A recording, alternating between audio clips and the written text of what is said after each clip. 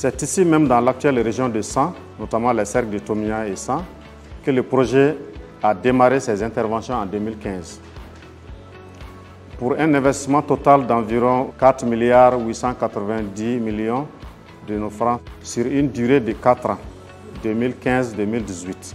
Plus tard, le projet a connu une extension à partir de 2019 et couvre actuellement les cercles de Kolokani et Koutiala. Comme résultat, nous pouvons citer entre autres la réalisation de 39 adductions d'eau sommaire, dont 3 extensions, 222 forages équipés en pompes à motricité humaine, 30 forages équipés en pompe manuelle pour les sites maraîchers, 58 blocs de latrines familiales, y compris 15 blocs avec chambre de gestion des masseries.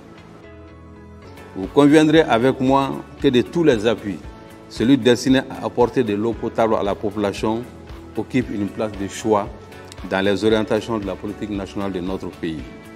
En plus d'apporter de l'eau potable, le projet a aussi contribué à améliorer les pratiques d'hygiène et assainissement dans ces zones d'intervention. Il me plaît de remercier ici le projet Charité Water, World Vision et toutes les personnes qui ont contribué à rendre possible sa réalisation. Charity Water, c'est une association à but non lucratif basée à New York, aux États-Unis, qui collecte des fonds pour faire face aux besoins d'eau potable dans le monde entier. L'objet de cet atelier, c'est vraiment de passer en revue les résultats de l'évaluation que nous avons faite en 2023.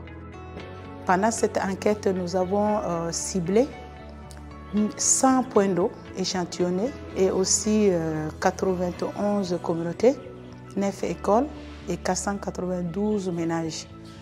83% des ménages ont déclaré avoir accès à l'eau potable. Les ménages ont accès à l'eau dans les 30 minutes de marche, à peu près aussi 92,9%. Le temps d'aller et retour, la moyenne, ça fait 7 minutes, ce qui est une bonne chose. Mais cette enquête, quand même, il faut reconnaître qu'il y a beaucoup de défis à relever. Sur 100 points d'eau échantillonnés, seulement 92% de ces points d'eau-là étaient vraiment fonctionnels. Par rapport à la qualité de l'eau, il y a aussi un défi parce que sur les 99% des points d'eau testés pour détecter le E. coli, seulement 65% des points d'eau étaient sans E. coli. C'est une parasite qui vit exclusivement dans les intestins humains et aussi des animaux. La responsable principale des maladies diarrhéiques, c'est les enfants de moins de 5 ans. Et c'est ces maladies diarrhéiques qui causent aussi le taux élevé de décès des enfants. Au niveau des ménages, sur 335 points d'eau testés, seulement 15% des points d'eau étaient sans E. coli.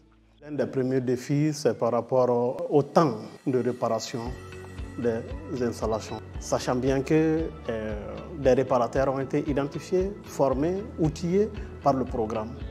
Mais il y a toujours une lenteur dans la réparation afin que le service de fourniture d'eau potable à la population puisse se reprendre rapidement. Les difficultés dont nous rencontrons dans notre localité concernant la réparation des pompes, on n'est pas un point de vente des pièces à réchanger. À Tominia, même à 100, souvent on n'arrive pas à voir ça. Si les maires peuvent au moins nous favoriser pour chercher au moins des points de vente dans ces différentes communes, ça va nous arranger beaucoup dans notre réparation. C'est vraiment un privilège de pouvoir rassembler l'ensemble des parties prenantes à cet atelier. Donc, toutes ces questions-là, nous allons voir quelles sont les causes profondes qui sont à la base de ces défis et quelles peuvent être les solutions qu'ensemble, donc chacun en jouant son rôle, nous pouvons trouver pour résoudre ces problèmes.